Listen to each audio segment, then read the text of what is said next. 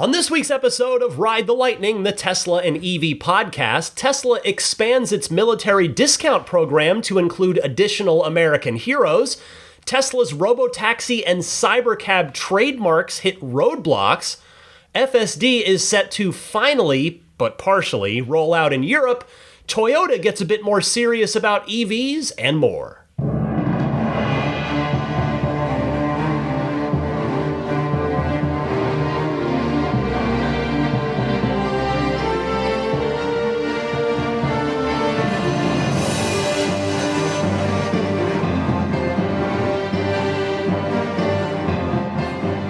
What's happening, friends? Ryan McCaffrey joining you as always here from San Francisco, California for episode 511 of Ride the Lightning, the Tesla and EV podcast, publishing on May 18th, 2025.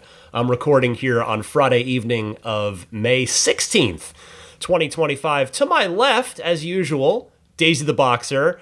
Outside my home office, it is canine chaos here in the McCaffrey household, as not only do we have Daisy and Lily, our full-timers, but we still have Zelina for just one more night, and as of just about an hour ago, Mina is back in the house as well. I love them all. 4 of them is just, it's too many for me, so I will be sorry, but not sorry, to see Zelina go home to her family tomorrow.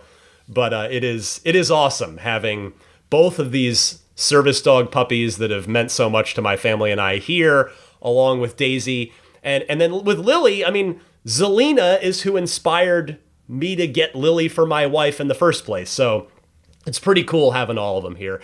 And I guess I say that to say this. Any craziness you might hear picked up on the microphone in the background on this week's podcast is almost certainly going to be them. Daisy's in here with me, but my wife and daughter have to contend with the Labradors. Also, a quick little just show note up front. You may already be hearing this in my voice. I jinxed myself at the top of last week's show by saying, surely I'd be all better by this week's show. Whoops, that is not the case. I just got back from the doctor's office to get antibiotics for a sinus infection. So my voice did come back early this week. It took several days, but it just seemed to morph into a sinus infection. So it's okay. I'll be all right. But yeah, I really jinxed myself last week. So, all right, all that out of the way. Let's get to what you're here for, which is Tesla and EV news. I start with the headline story this week, and that is this: Tesla has expanded its military discount program to include a lot more people who deserve said discount. Saw this on Tesla's website where they wrote, Tesla vehicles are made in America, perfect for everyday American heroes. Receive $1,000 off of any new Model S, Model 3, Model X, Model Y, and Cybertruck. Quick side note, I love that Tesla still writes it as sexy. They put it in S3, XY order. Because if they were to put it in, like, I think most companies would order that. I know this is like the silliest little thing, but I'm a journalist and I'm a wordsmith, so this is what I do. Most companies would go, well, the Y and the 3 sell best, so let's order it Model Y, Model 3, Model S, or Model X, Model S. Put them in basically in sales order.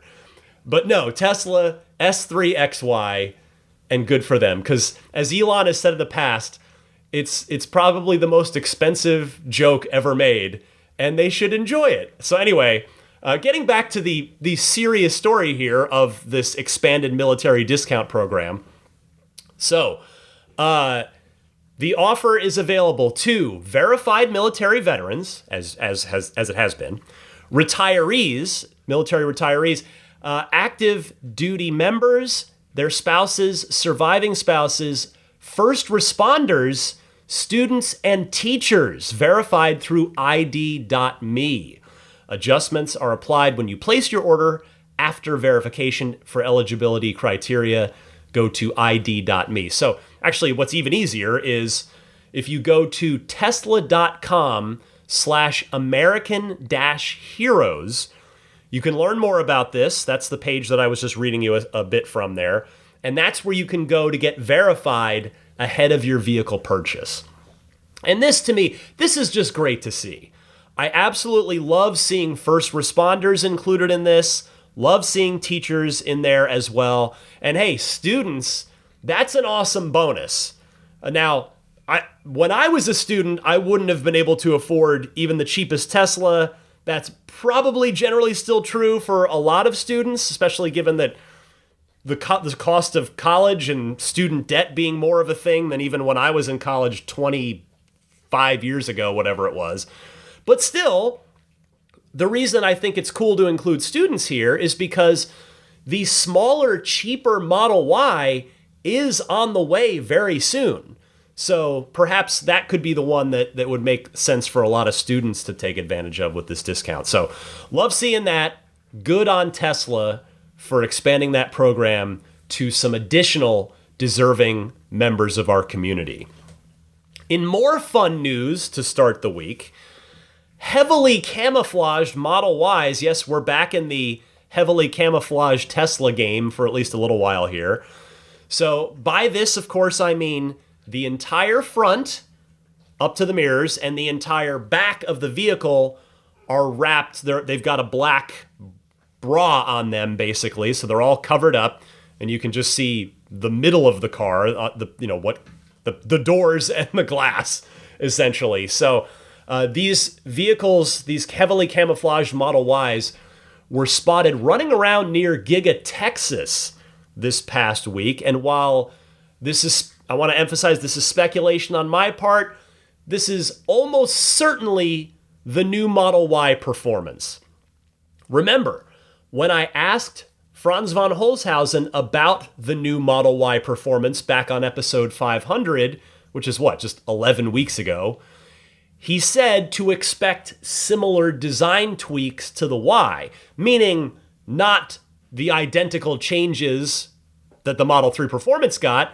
I mean, for one thing, the new Model Y in the base versions already has the air inlets in front of the wheels on the lower front fascia. But what Franz, of course, meant was that there would be tweaks to the front and to the rear ends of the car. That seemed to be what he was getting at when I asked him that question in my interview. So I would expect a front splitter will be one of those changes, much like how the Model 3 Performance has a very cool looking front splitter. And then probably we can count on a more aggressive rear diffuser as well, just as the Model 3 Performance has. In addition to, of course, the carbon fiber spoiler lip that'll no doubt be on the back of the new Model Y Performance. So my thoughts on timing here. If these vehicles are running around publicly right now, albeit all covered up, I am going to stick to my prediction that the new Model Y Performance will be on the road next quarter. And I know we are, in fact, exactly as I record this, pretty much exactly in the middle of Q2. I think these things are going to be announced right at the beginning of Q3. Probably, if I were to guess, just ahead of the earnings call. So, in other words, in the first 3 weeks of the quarter. And they'll probably do that so that Tesla can have another positive talking point to mention to investors on that next earnings call. And then my guess would be based on that actual deliveries of the new Model Y Performance will probably start in late July, maybe sometime in August. Just best guesses on my part, we'll see. But just using historical precedent here from how it went with the Model 3 Performance to, now that was a Q2 car, and obviously we're not getting the Model Y Performance. By this time last year, the new Model 3 Performance had already been introduced. So I think it's going to be a 1 quarter difference, but I suspect that'll roughly be the timeline. Hey, before I continue with the rest of this week's EV news, I hope all of you who are kindly supporting me on Patreon at that ludicrous tier, that $10 per month tier, I named all the tiers after Tesla performance modes. I hope all of you at that ludicrous tier and higher enjoyed this week's Lightning Round mini episode, which was a fun one. It was about what I feel are the top 5 missing or at least woefully underrepresented market segments in the EV space. We've got sedans, we've got full-size trucks, but there's plenty of market segments that are strangely not covered at all by EVs. So I talked through those on this week's Lightning Round. There are over 140 of those. So if you enjoy the podcast each week, and maybe this is the week where you go, you know what? Yes, Ryan, I will happily support you on Patreon. If you want to do it at that $10 per month tier, you'll not only get all 140 plus of those Lightning Round mini episodes, past, present, and future, you'll also get early access to each week's show and an ad-free version of each week's show. Even the base tier, the $5 per month tier, gets the ad-free and the early access. So if you see fit to support me on Patreon, I'd be humbled and grateful. We've got a very active community chat going over there. If you click on the community tab of my Patreon page, and then you'll see open Tesla discussion. We've got lots of folks there that they ask questions, they just share fun things. So the Ride the Lightning community within the Ride the Lightning community within the Tesla community. Well, I guess I got that order wrong. Anyway, you get the point. Come hang out with us on Patreon, and there's good content, hopefully you'd agree, waiting for you if you decide to sign up. You can head over to my Patreon page at patreon.com/Tesla podcast if you'd like to learn more and or sign up. Don't forget there's a 10% discount if you are kind enough to do the annual pledge. Just sign up once to support me for an entire year. You get a 10% discount on that. Next up this week, Tesla's robotaxi and cybercab trademarks have hit some roadblocks ahead of the planned June launch. Saw this on TechCrunch, who wrote, Tesla's attempt to trademark the term robotaxi in reference to its vehicles has been refused by the U.S. Patent and Trademark Office for being too generic, according to a new filing. Another application by Tesla to trademark the term robotaxi for its upcoming ride-hailing service is still under examination by the office. In addition, applications from Tesla for the trademark on the term cybercab have been halted due to other companies pursuing similar cyber trademarks. That includes one company that has applied for numerous trademarks related to aftermarket Cybertruck accessories. The USPTO issued Tuesday what's known as a non-final office action on the robotaxi trademark application, which means Tesla has 3 months to file a response or the office will abandon the application. A trademark lawyer representing Tesla did not immediately respond to a request for comment. Tesla applied for the trademarks in October of 2024 on the same day that it revealed the Cybercab, the purpose-built electric car that it hopes to one day use in its planned autonomous ride-hailing service. Tesla also submitted 2 similar trademark applications on October 10th for the term Robobus, which are still under examination. Tesla will be allowed to submit evidence and arguments to support its argument in favor of the trademark. If it does, the USPTO wants Tesla to provide, quote, fact sheets, instruction manuals, brochures, advertisements, and pertinent screenshots of applicants' website as it relates to the goods and or services in the application, including any materials using the terms in the applied for mark, end quote. In other words, TechCrunch notes, Tesla needs to give the agency specific plans for how and why it deserves the robotaxi trademark. Well, I can understand why robotaxi might get questioned. Like, yeah, it is kind of by design fairly generic. In fact, you may recall that Tesla itself has had to clarify the difference between how they use the term robotaxi and how they use cybercab. In fact, I think it came up, if I recall correctly, on that most recent earnings call a few weeks ago. I will admit that I myself was a bit confused for a little while there, and as an example of that, I'll give you this. At the robotaxi event that I was very lucky to be at, I bought a metal water bottle, just one of which everybody has these days, those metal water containers. I bought it there at the merch church that they had set up, because it was like a fake town. And on the side of the bottle, it has the silhouette of the Cybercab, but then below that, in the Cybertruck-style graffiti font, it doesn't say Cybercab, it says Robotaxi. And Tesla's own clarification on the earnings call recently suggested that Robotaxi is in fact generic. It applies to any Tesla vehicle that drives itself. Whereas the Cybercab is, of course, a reference to a specific product, the butterfly-doored, gold-colored two-seater with the largest screen of any of the Tesla vehicles inside it. And so that's why I just can't imagine that the Cybercab patent wouldn't be granted. It's awfully specific. And, well, if they can't win the Patent and Trademark Office over, well, then what happens? I'm asking aloud here. I mean, will Tesla just use Cybercab and or Robotaxi without the copyright, which would presumably mean that anyone else could use it without Tesla being able to sue them? That certainly, if they did that, that would risk brand damage to the Cybercab. Or would Tesla pivot and call it something else, like Cybertaxi? Now, I don't know if Cybertaxi would still get flagged for the same reason by the Patent and Trade Office because of other cyber applications. But I'll say, when I say Cybertaxi out loud, I gotta say, I kind of like it. Like, maybe I've just played too many video games in my life. All right, I definitely have played, I'll say, a lot of video games, because I don't personally believe there's a such thing as playing too many video games in a lifetime. But maybe I've played a lot of video games. Cybertaxi does sound like something out of a video game, but I think it sounds pretty cool, too. I like Cybertaxi.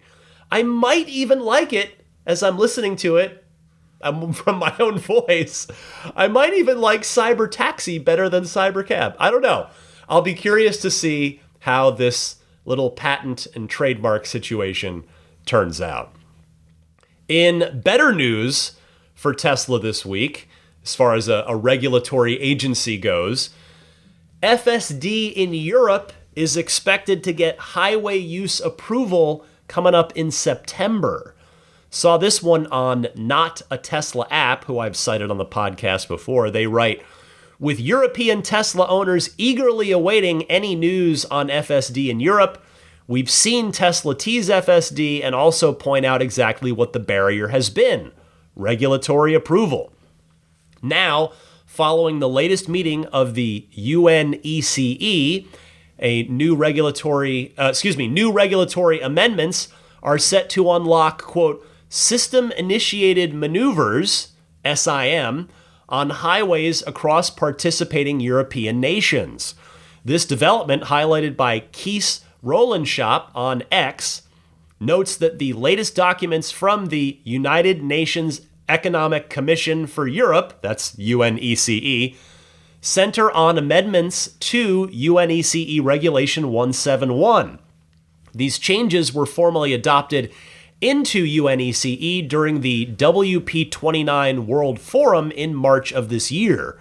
Now, the amendment that will enable SIM to come into force on September 26th, 2025. This 6-month period after approval is standard UNECE procedure and allows objections from party states that would halt the implementation. Objections to UNECE amendments are genuinely rare, Not a Tesla App notes, with 95% of amendments passing without objection once the World Forum adopts them. So, again, that's good news. It sounds like if it gets this far in the regulatory approval process in Europe, it is almost certainly going to get rubber stamped. There is a 19 in 20 chance that it's going to get rubber stamped, it's going to get approved. So, finally, my European friends out there will get to see how much better the FSD stack is, even on the highway. I know it's city streets, still going to have to wait a little longer, but the FSD stack is so much better on the highway than that creaky old autopilot stack. It's really impressive now. And so this is a great start. And I know, believe me, if any of my European listeners right now are going, I'll believe it when it's in my car because you've waited so long and had to endure just so many false starts on the regulatory side, I completely understand that. If you're just reserving enthusiasm for when it actually happens, I get it, but you're looking really, really good here to get that FSD highway stack. Now, in fairness, September is still 4 months away, but let's see how long after highway gets approved that it takes for city streets FSD, the rest of the stack, to follow suit. Hopefully it'll only be months and not years this time. Next this week, as Tesla expands globally, they are eyeing Satara for their first assembly plant in India, targeting a market entry of next year. Saw this on Drive Tesla Canada, who wrote, Tesla is reportedly exploring land options in Satara, Maharashtra, to establish a new assembly facility as part of its plans to enter the Indian market. According to a report from the publication Business Standard, the plant would operate as a completely knocked down facility, CKD facility.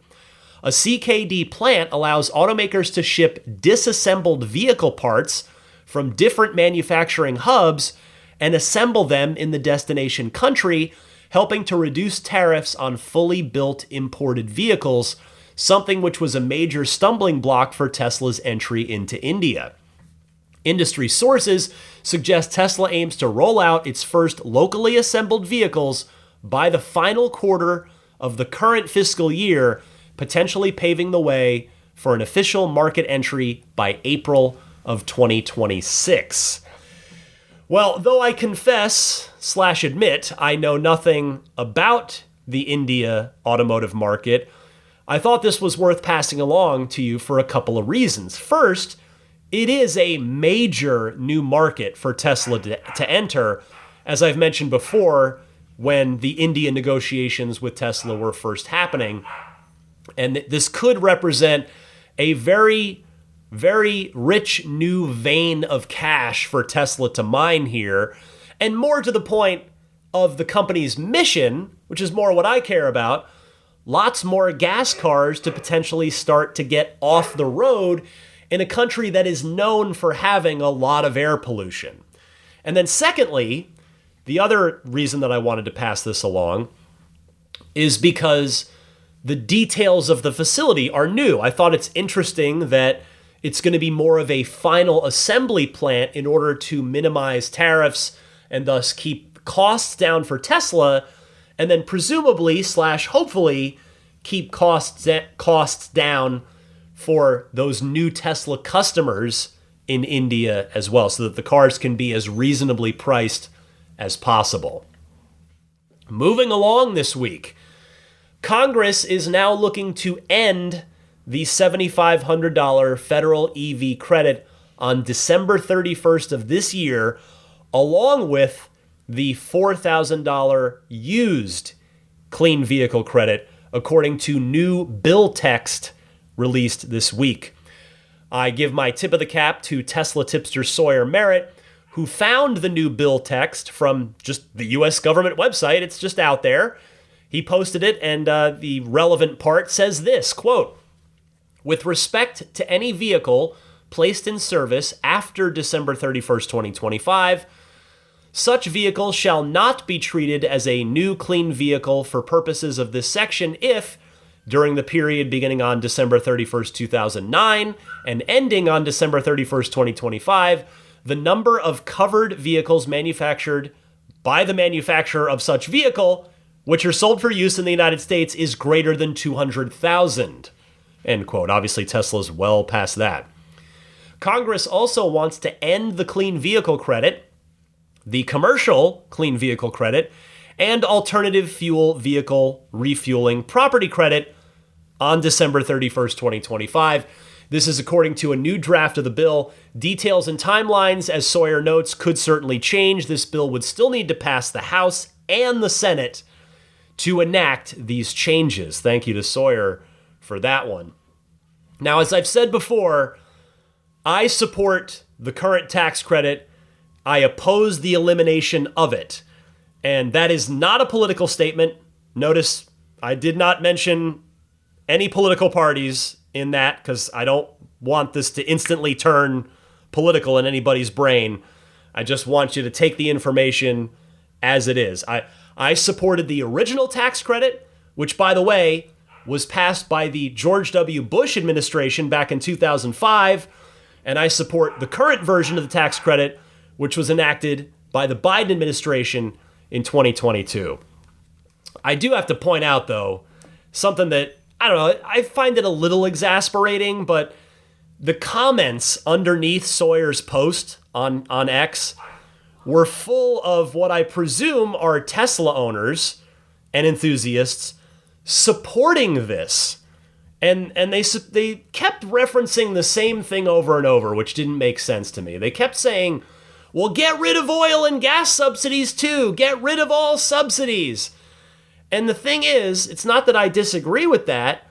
It's that it's a flawed argument, because as much as I would love to see oil and gas subsidies go away, which would mean EVs would certainly be, that's no doubt become a lot more appealing in terms of the fuel cost at that point. The thing is, and I don't care what your party affiliation is, I don't think you can dispute what I'm about to say, which is there is not a single hint or indication whatsoever that there's even the most remote possibility that oil and gas subsidies might be done away with. It's just not on the table. And it hasn't been. That's been true no matter what political party has been in power at the federal level, basically ever. Like for the age of the automobile, that's basically been true. So either way, whether the EV tax credit from the Inflation Reduction Act of 2022, whether Congress gets rid of it or not, the subsidies for gas and oil, they're going to continue. And again, that's just reality. So I've said this before, I respectfully say you just can't convince me that making electric cars $7,500 more expensive for the majority of buyers is going to do anything but harm the EV movement and slow down the inevitable transition to EVs. And I know another thing a lot of Tesla people like to say, a lot of Tesla owners, Tesla fans, is, well, Tesla will be fine. It'll be the other guys. Okay, well, that I don't completely agree with that either. Tesla might be fine in the sense that they're going to keep making EVs, but they're not going to sell as many of them if 97% of their cars, because S and X and Cybertruck represent about 3-ish% of the entire fleet right now, or the entire annual production right now, sales are going to go down of Tesla, even if they'll be fine. And sales, I'm just not here rooting against other manufacturers making EVs, whether they're legacy automakers or what. Maybe it would hurt Ford and GM more, but I'm not looking for that. I don't know who that helps. If you're rooting for EVs, if you're a fan of seeing more electric vehicles on the road, I'm not there. I'm not in support of this at all. So we'll see what happens, but this is now officially on the table, and we'll see where it goes.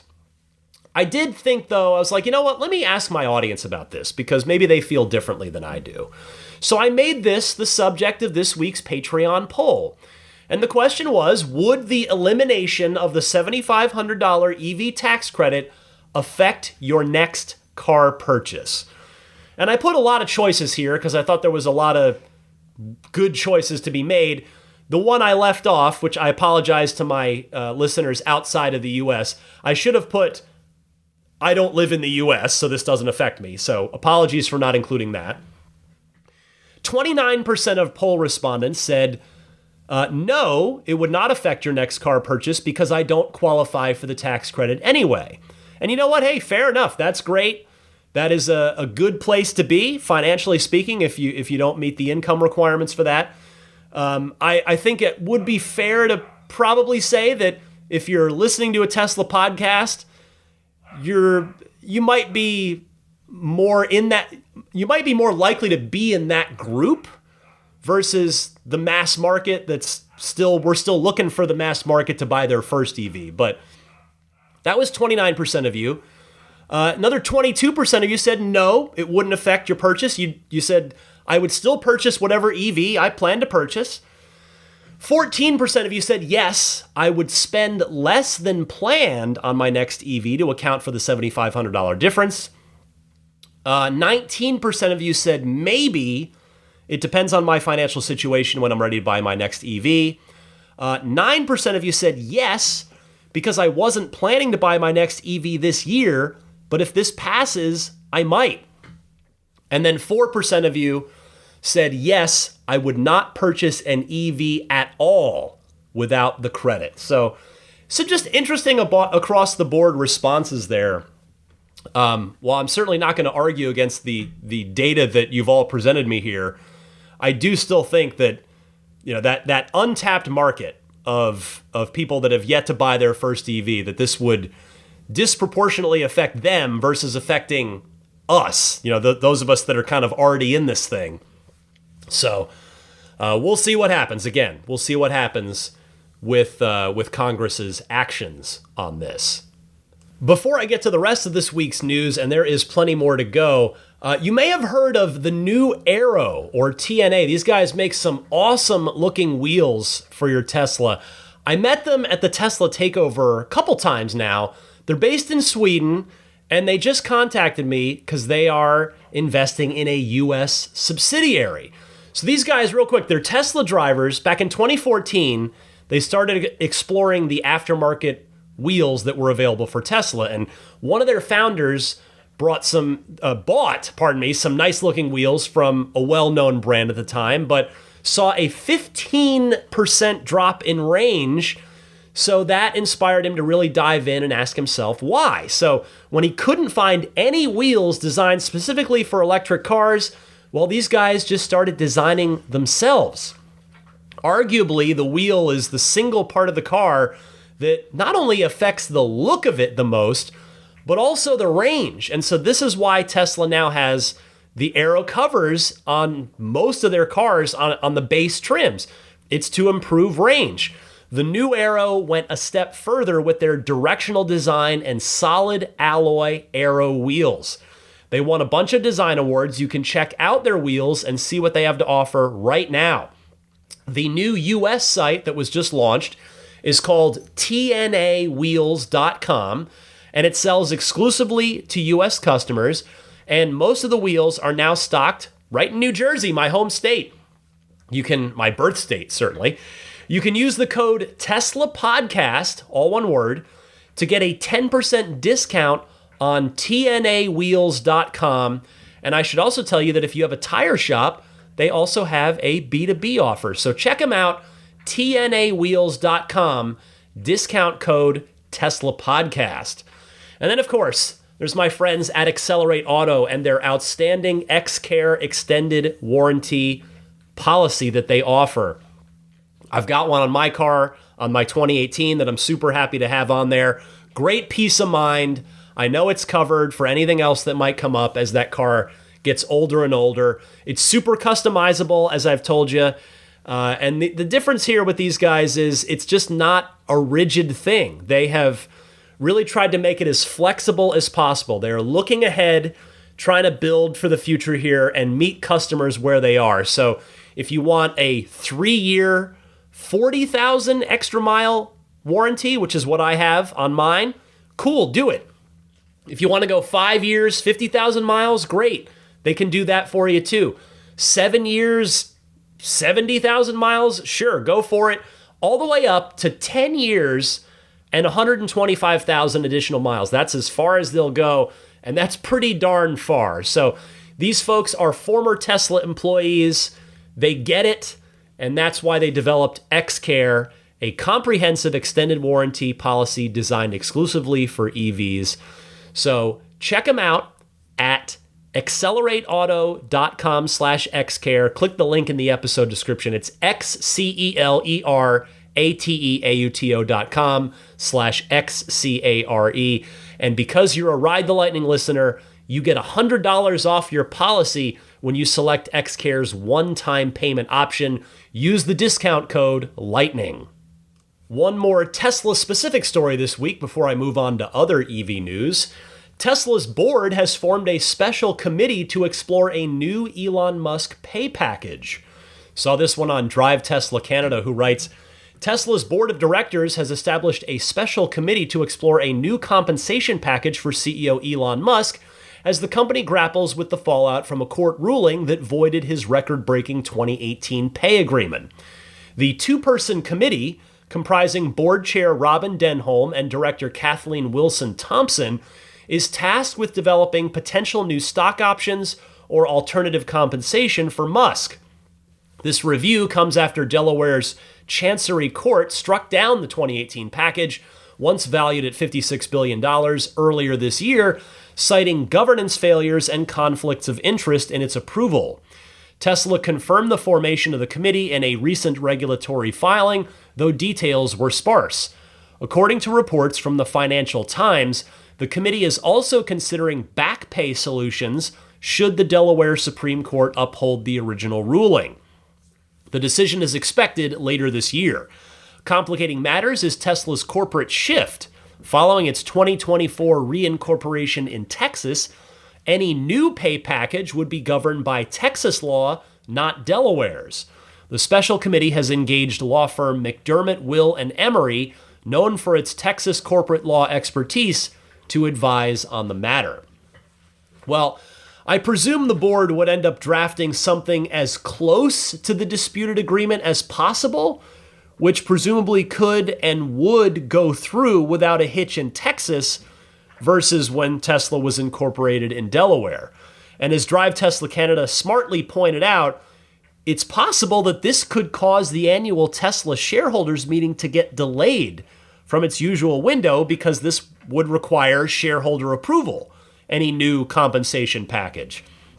I mean, in fact, it may have already happened because the shareholder meeting last year was in mid-June, which, as we sit here now, is only a month away in 2025. So maybe it already has been pushed back because presumably we'd have had an announcement about the 2025 shareholder meeting by now if it were going to be in just 4 weeks from now.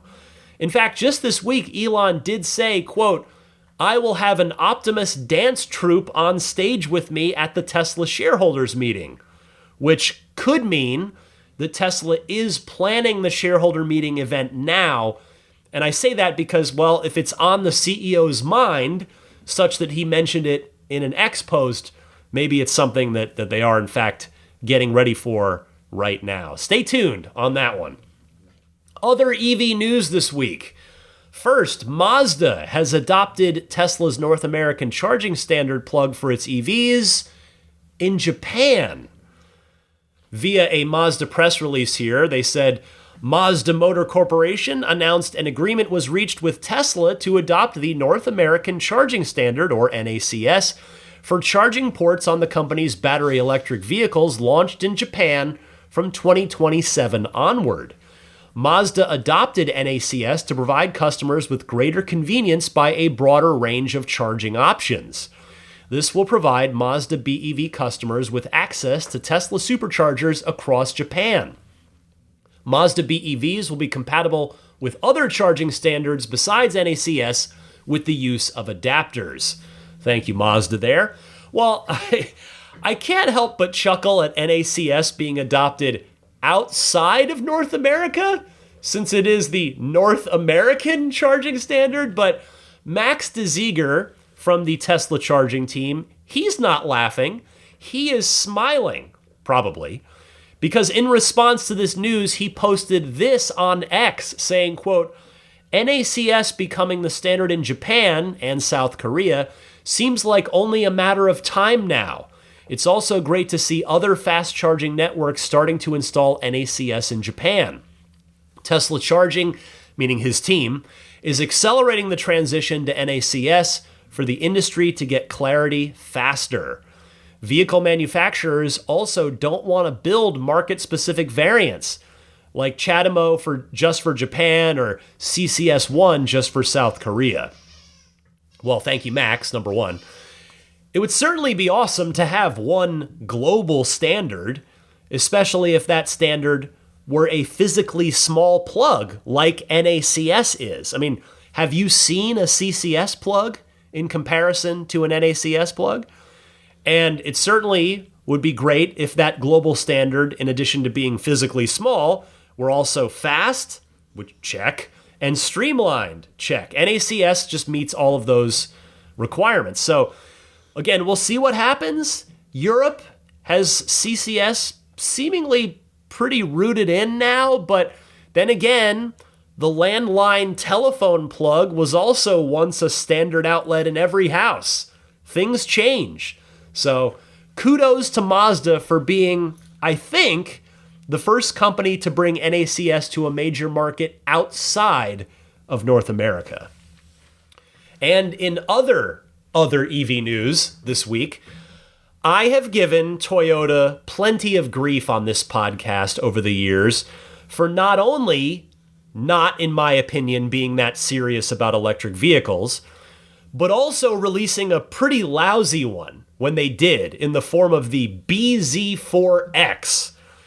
Well, it is only fair then that I give them some props for making some serious value-add improvements to that car for the 2026 model year version, which, by the way, is expected to be available in the second half of 2025. So within the next 6 months, basically, the car that I'm about to tell you about will be available. Another tip of the cap to Drive Tesla Canada, who had the details on this. They said, Toyota has officially unveiled, the 2026 BZ, an updated version of its all-electric compact SUV formerly known as the BZ4X.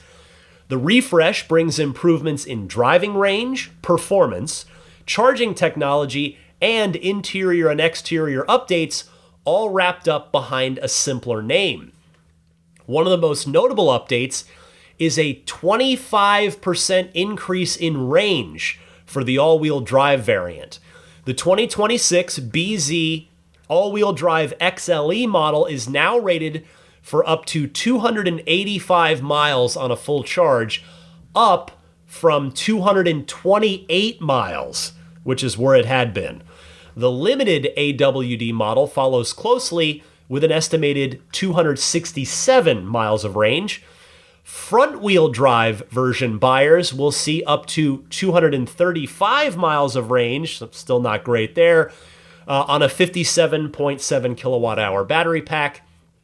In the US, buyers can expect up to 314 miles of range on select front-wheel drive models equipped with the larger 77 kilowatt-hour battery pack. It's also got an NACS port built in, a battery preconditioning system for fast charging, a 50% increase in horsepower from 214 horsepower in the all-wheel drive version to 338, a design refresh inside and out, a larger 14-inch center touchscreen, customizable ambient lighting, and more. Pricing details will be announced later this year. So I'll say that I still, as much as I try to be optimistic and enthusiastic on this show, Toyota has not really given me much reason to be either about their stuff so far. So I'm going to reserve the right to still get grumpy about the price if they don't price this thing reasonably. I mean, the outgoing version had not only pretty awful range, but it also cost too much as well. So this, so far, without knowing the price, it is definitely a very impressive list of improvements that I think should make this a much more appealing car in its class, alongside the likes of some of the smaller EVs, the hatchback crossover EVs out there. I mean, it'd be nice to see Toyota just totally get serious about EVs. But hey, you know what? I'll say you're not going to change everything overnight. This refresh is a nice first step in that direction. Heck, even the name change is an improvement here. And while we're talking about nice first steps in a more serious direction regarding EVs for Toyota, let's give them some more props, or I'm going to give them some more props, because they announced another new EV this week as well that sounds pretty good on paper. This information, this time I saw it courtesy of the aforementioned Sawyer Merritt on X, who wrote that Toyota has introduced an all-new EV called the CH-R in the US. The range is up to 290 miles on a 74.7 kilowatt hour battery pack. It's got a native NACS charging port. Peak charging speed is 150 kilowatts. It's got an 11 kilowatt onboard charger, 10 to 80% charge in about 30 minutes. Doesn't have any self-driving features, sadly, but it's got that same 338 horsepower and a battery preconditioning function. 0 to 60 is in 5 seconds flat. It's got that 14-inch center touchscreen, and it is 178 inches long, which Sawyer mentions, I think, because that makes it 10 inches shorter than a Model Y, which could appeal to some people if they want something smaller. And then Sawyer finishes up by noting that the 2026 CHR BEV is expected to arrive at Toyota dealerships nationwide sometime next year. So again, certainly price will be key, but at least the specs are fairly solid here. Now, this podcast is for Tesla fans, Tesla owners like myself. Are any of us going to run out and buy this as our next EV? Probably not, but I'm not here to poo-poo this thing.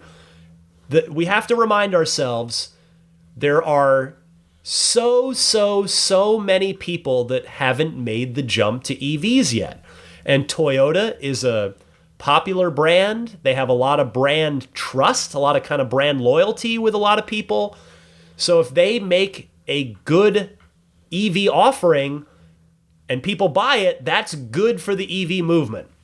Because then once those people have bought their EV, whether it's a Toyota or whatever, then the EV world opens up to them in the future, right? Then they're not going to be afraid of, Tesla's got, they'll look at Tesla, they'll look at Rivian, they'll look at, this one, that one. So it's a good thing to have the likes of Toyota be building appealing, attractive EVs. So it's nice to see. I know there's still some time before this one hits the market, sometime next year, but it is offering something that the Model Y currently isn't, and that is a shorter, smaller vehicle. Although by the time this car, the CHR, hits the market, Tesla almost certainly will have a shorter, smaller Model Y available. But again,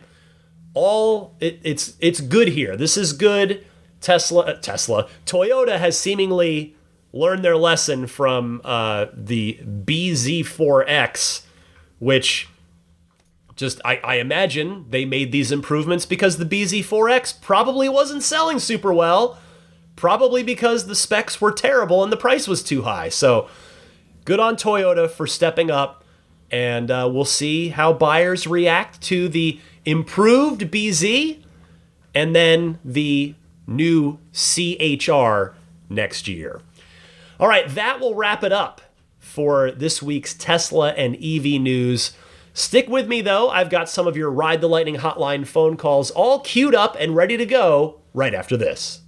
This is Bill Daniels, the voice of Light Industries 2000, or KIT.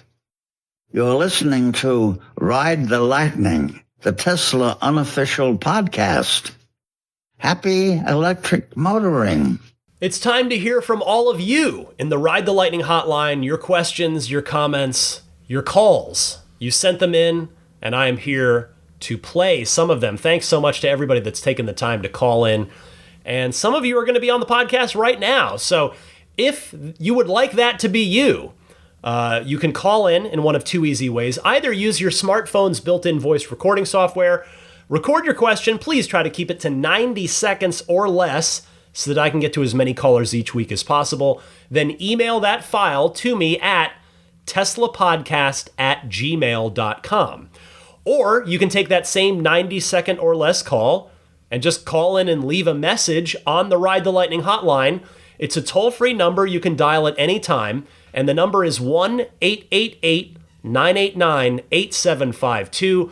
That number again, 1-888-989-TSLA. And if you know someone special out there with an upcoming birthday, anniversary, graduation, or some other special occasion, you can give them a unique gift of recorded voices from friends and family telling them why they're special. The recordings can be podcasted or put onto a keepsake. Visit lifeonrecord.com to learn more. First up this week is David from Syracuse. Hey, Ryan. This is David from Syracuse, New York. Fourth-time caller, long-time listener. So I just took delivery of my 2026 Model Y Juniper, upgraded from the 2021. Got the Stealth Gray. Absolutely loving it so far. Anyway, question for you, or maybe anybody else listening.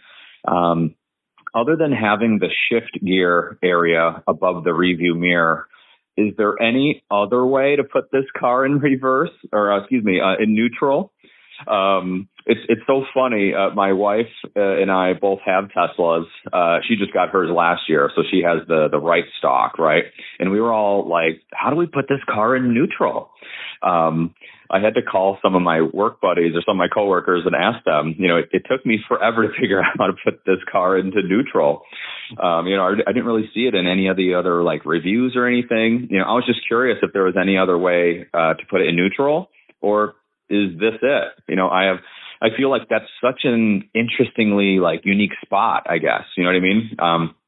Anyway, great talking to you as always, and give your dogs a good pet for me, and enjoy the new puppy. Congrats, guys. Thank you. Bye-bye. Thanks for your call, David, and congratulations on that new Model Y. I will be honest with you. Since I got my stalkless Model 3 in December, I have not attempted to put that car in neutral. So I had to look it up, but I did find the answer to your question. There is another way to do it besides using the manual selector that's, as you noted, up near your rearview mirror. So on your screen, just tap the car icon in the lower left, and on my car, it's actually right there. You'll see neutral, but if you go to controls, then tap and hold the neutral button. This will engage your car into neutral. So I hope that helps, and enjoy that new car in good health.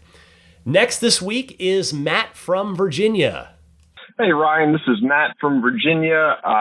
First-time caller, long-time listener. I just wanted to talk about some battery-saving potential feature that I think is pretty important. I'm sure this has been talked about before, but I think it's worth as a reminder in case any software engineers are listening. I was thinking it would be great to have a vacation mode where you can activate this from your phone, and it automatically puts everything in battery saver mode. I actually learned this the hard way recently. I was on vacation, and I realized that summon standby mode, when that is on, that will prevent your car from sleeping. And unfortunately, you cannot turn this off from your Tesla app. So it has to be done in the actual car. And all of the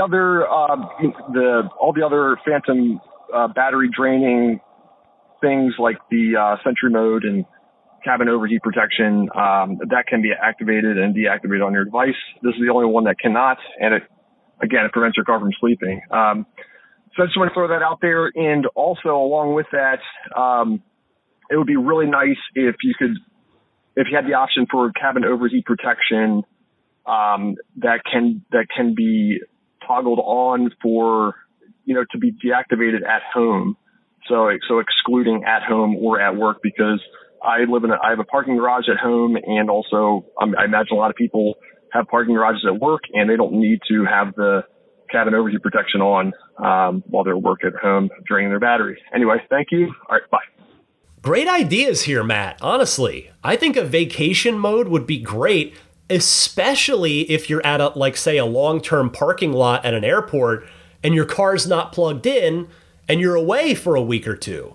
And yeah, I mean, why not have home and work exclusion options for cabin overheat protection, just like we do with Sentry mode? So good stuff here, Matt. I don't have anything to do here but agree with you. No, I think these are fantastic ideas. Hopefully the right person/people at Tesla hears this. Thank you so much for taking the time to call in. And next up now is Jeff from Rio Rancho, New Mexico. Hi, Ryan. This is Jeff, and I live in Rio Rancho, New Mexico. And I appreciate your podcast very much. I listen to it weekly. I'm very interested in all the information you have. In any case, my question is this.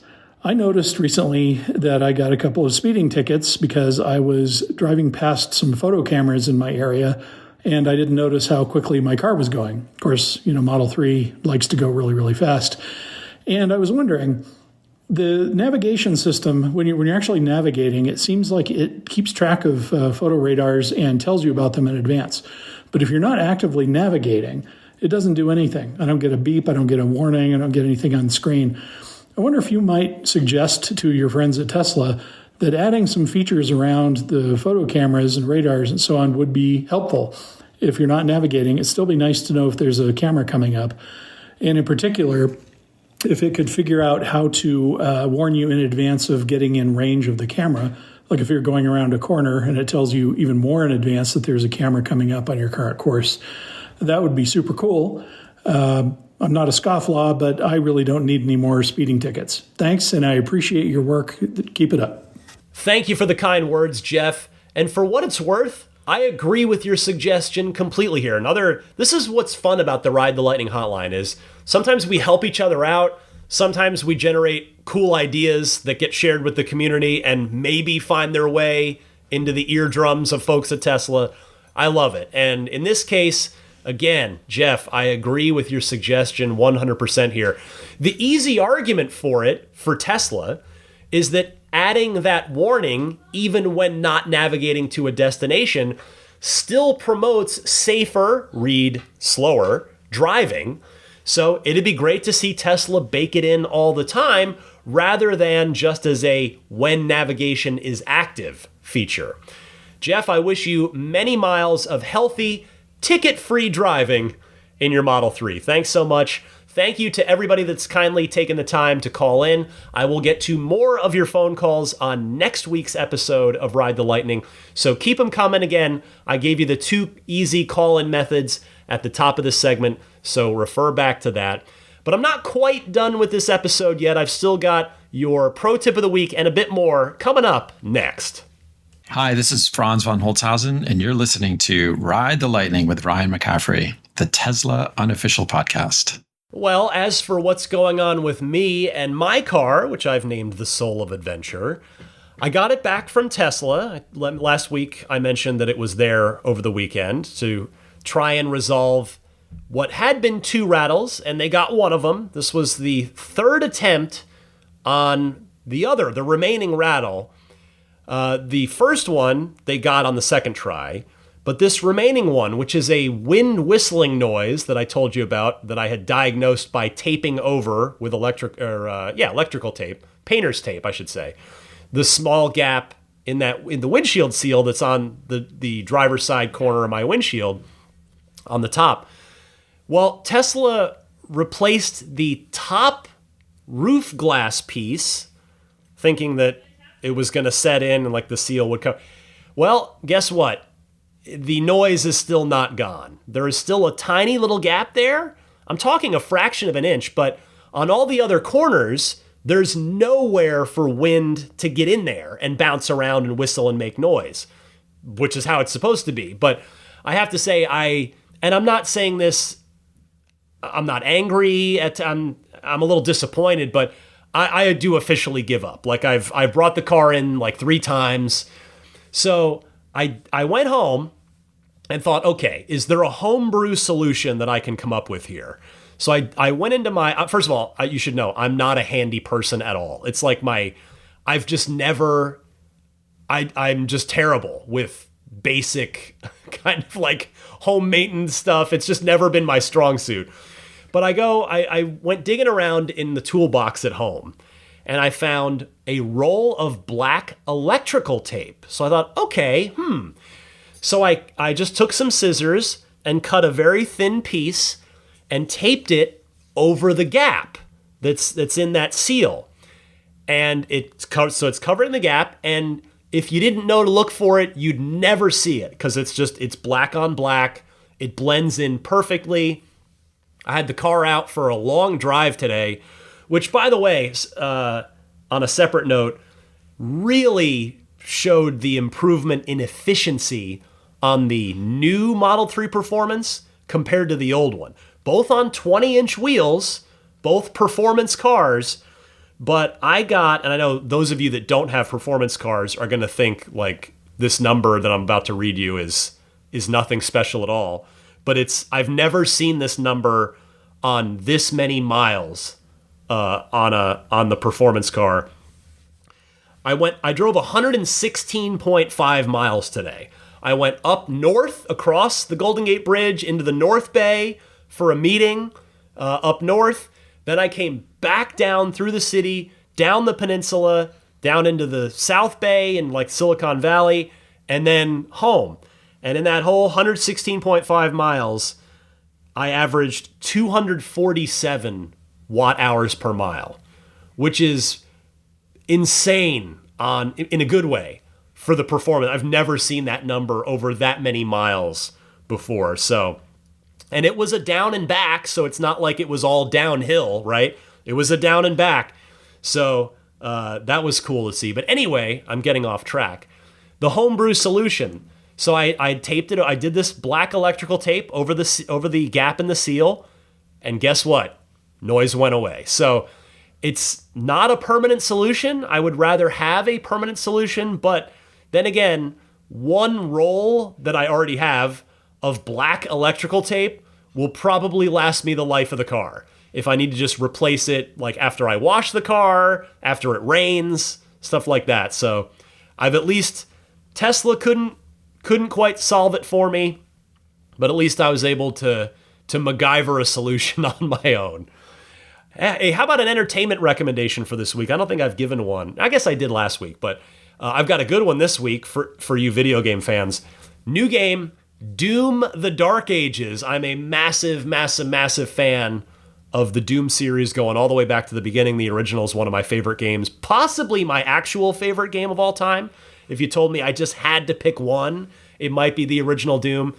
The modern Dooms have been awesome, the last two, and now this one, really, really good. It's different. It's not just more of the same. The combat is very different, but Doom: The Dark Ages on PC, PlayStation 5, and Xbox Series X and S. Of course, if you're a Game Pass subscriber, it's just on Game Pass. You just download it and play it. So I'm having a ball with it. I'm not done with it, but I'm savoring every moment. I'm like, oh man, this is good. The last Doom was 5 years ago.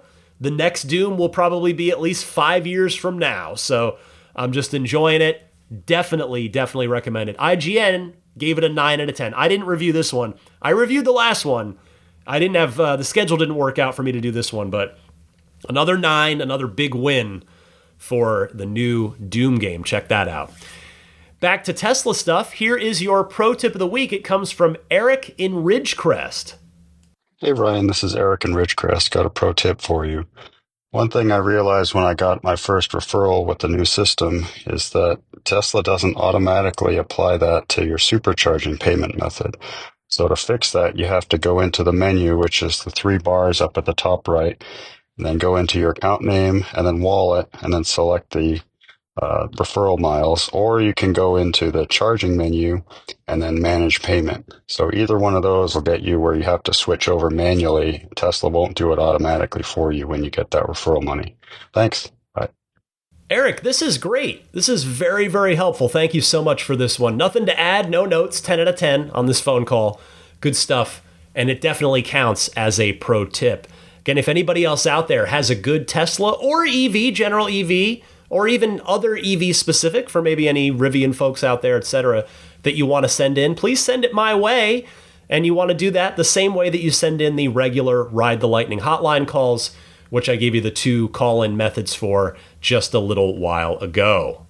Time for me to scoot on out of here, but not before I mention some friends of Ride the Lightning that hopefully will be friends of yours as well, in the sense that I hope that they can help you in your Tesla or EV journey at some point along the way. I start with abstractocean.com. They've got so many products. I think I went through some of them last week, so I'll keep it simple this week. But check them out, abstractocean.com. They've got everything from lighting kits to different colored badges, puddle lights. I guess that counts as a lighting kit. Those really nice custom tempered glass screen protectors made from Gorilla Glass, etc. You got to check them out.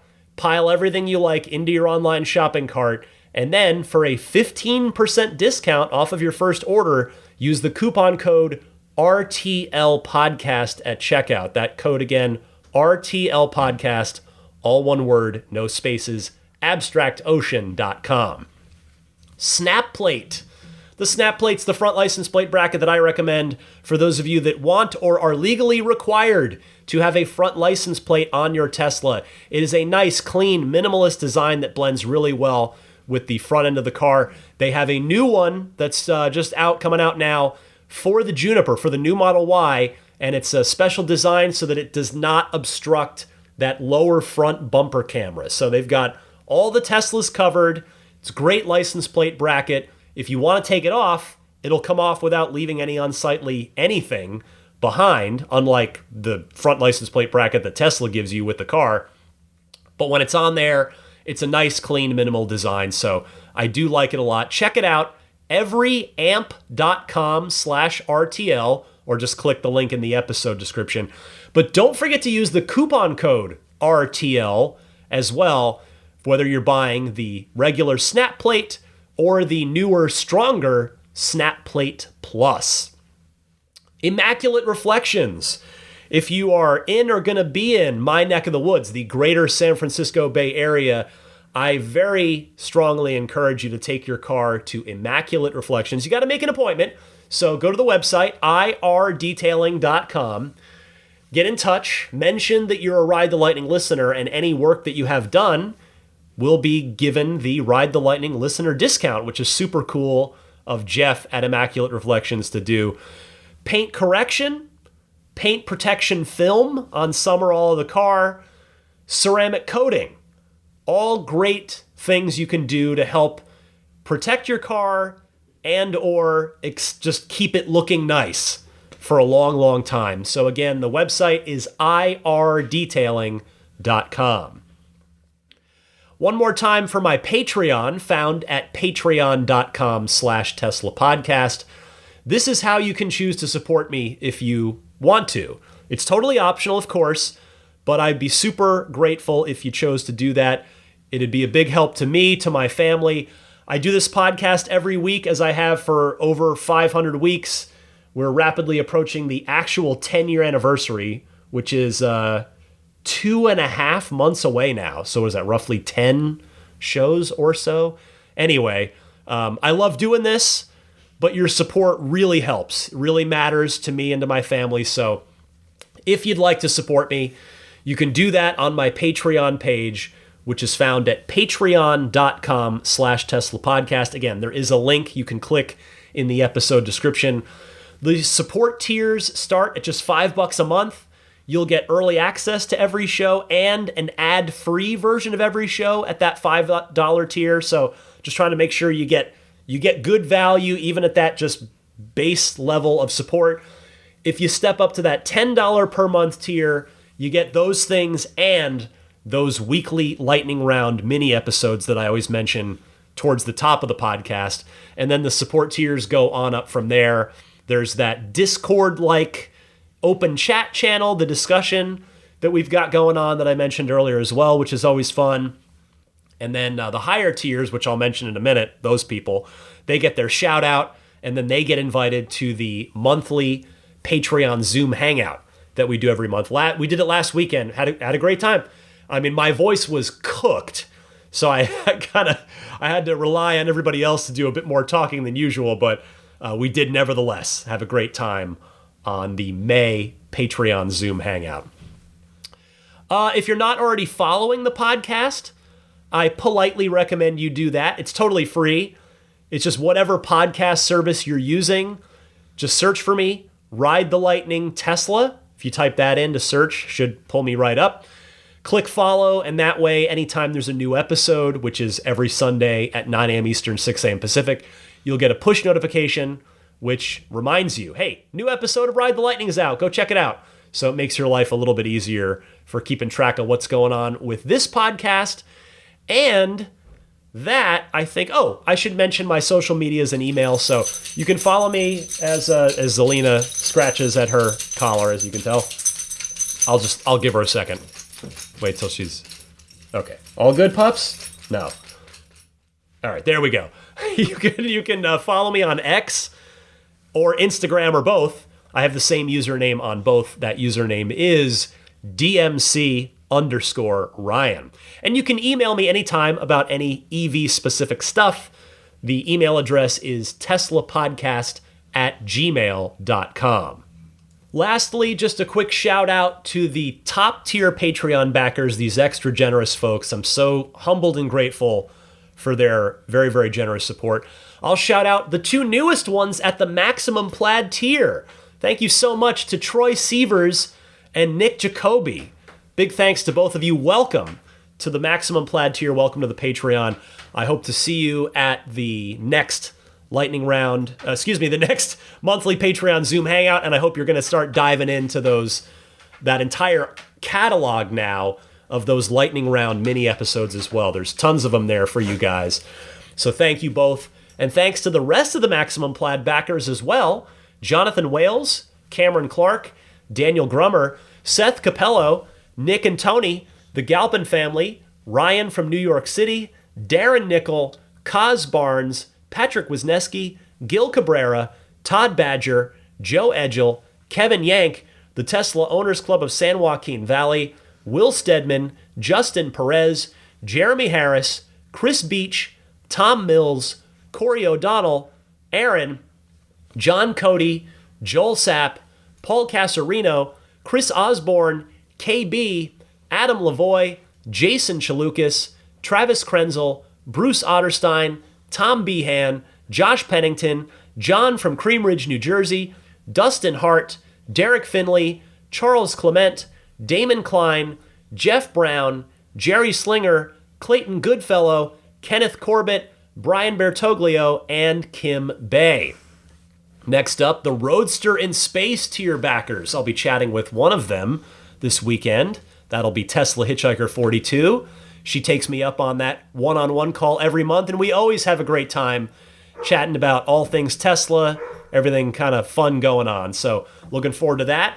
And thanks to the rest of the Roadster in Space tier, Pete White, Lyle Austin, Steve Radspinner, Fernando Cordero, Lawton from Chicago, Sean Neidig, Neil Weaver, Jackson Wallace, Rolf and Jennifer Evers, Howard Anthony Smith, Victoria Iacovetto. Victoria, I hope you get your Model X back soon. Kara Weston, Robert from near Philly, American Home Contractors, Doug Carey, Michael Gallo, and Tony Figueroa. Lastly, the grandfathered in plaid tier supporters.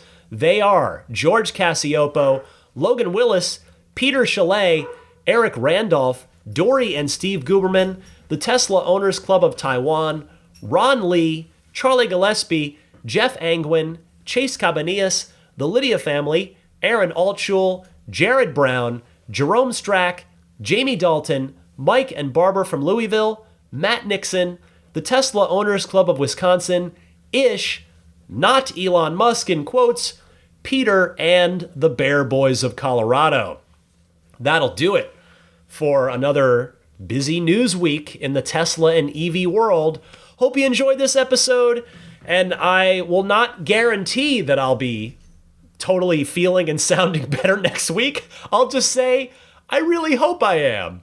I hope to be back to my full normal self by next week's podcast. But I hope you are doing well. I hope you are enjoying your time with your Tesla or other EV, to which I say, of course, happy electric motoring, and I'll see you all again next week.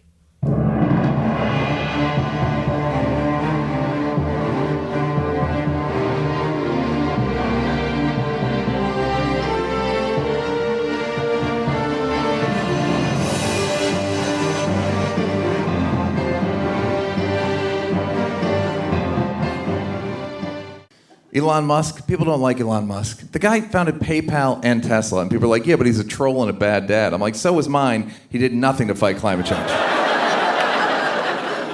Also, have you been in a Tesla? Have you been in a Tesla? My buddy let me drive his Tesla. I laughed out loud at how fast it went. Been clinically depressed my entire life, on dozens of medications, in a Tesla for 13 seconds, cured forever. I mean, I think a Tesla is the most fun thing you could possibly buy ever. That's what it's meant to be. Our goal is to make it's not exactly a car. It's actually a thing to maximize enjoyment. It's maximum fun.